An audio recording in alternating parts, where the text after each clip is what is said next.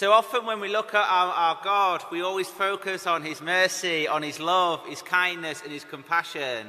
And this is the only time he talks about a sin that cannot be forgiven, this blasphemy of the Holy Spirit.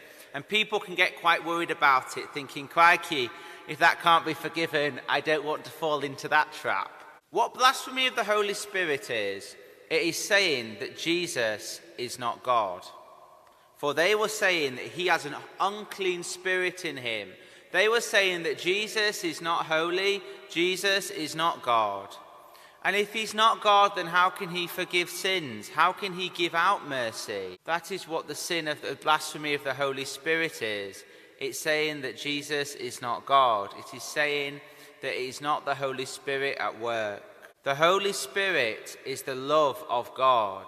The love of God is essential for our salvation, for you cannot get mercy outside of the love of God. It is through the love of God, through the Holy Spirit, that we get the power, the grace, the love, the mercy of God, in which we are turned into the saints we are called to be. In short, the Holy Spirit is essential for our salvation.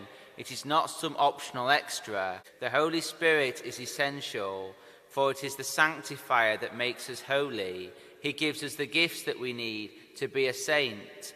It is impossible to be a saint without the Holy Spirit, without the grace of God.